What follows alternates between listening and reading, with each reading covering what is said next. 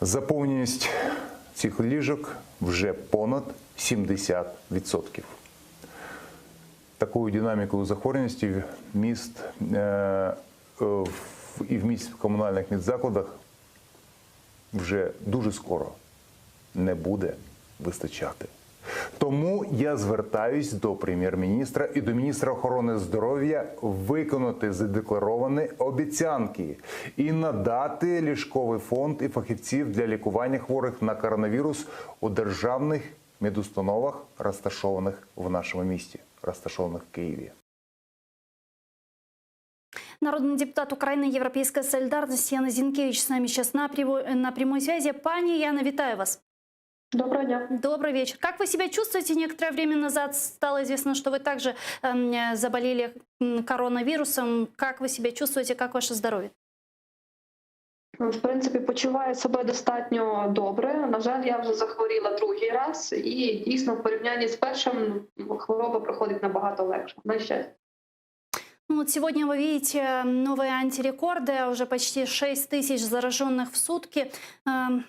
С чем вы связываете такое большое количество зараженных? Что, где, как, почему? Вот как вам видится, где кто не дорабатывает?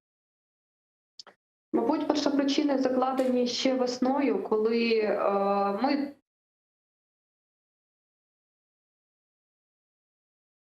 тоді карантин, міри були введені правильно, але для чого вводиться карантин? Для того, щоб за цей час підготувати лікарні, підготувати заклади, підготувати запас необхідного обладнання, обладнати ліжкомістя киснем хоча б на 70% від усіх, які відведені на пацієнтів з коронавірусом, і в тому числі загалом займатися підготовкою до епідемії. І дуже було важливо все ж комунікація влади з населенням нашої країни. На жаль, відбулася тоді катастрофічна ситуація, коли закрили парки, а після цього сказали, це був головний санітарний лікар, заявив, що от парки можна було і ліси не закривати, але ми, в принципі, хотіли всіх залякати, і тому ось так.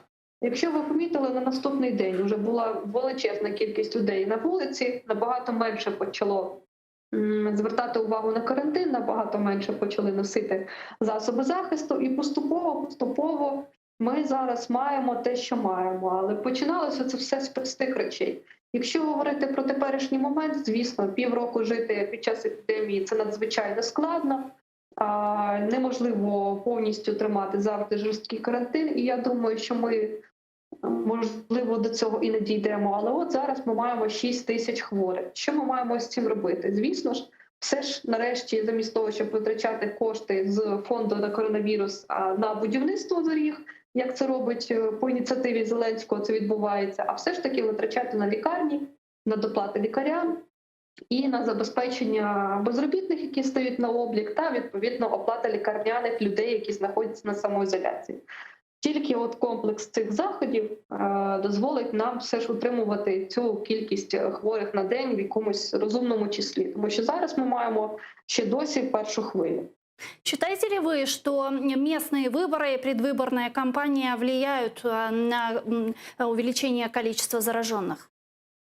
Я впевнена, що впливають, і ми, в принципі, наполягали і доводили думки стосовно того, що місцеві вибори потрібно перенести, і неприпустимо їх проводити ось зараз. Але зелена влада поспішає, звісно ж, вони не зможуть набрати навіть якусь елементарну кількість відсотків весною, тому їм катастрофічно потрібно провести вибори саме зараз.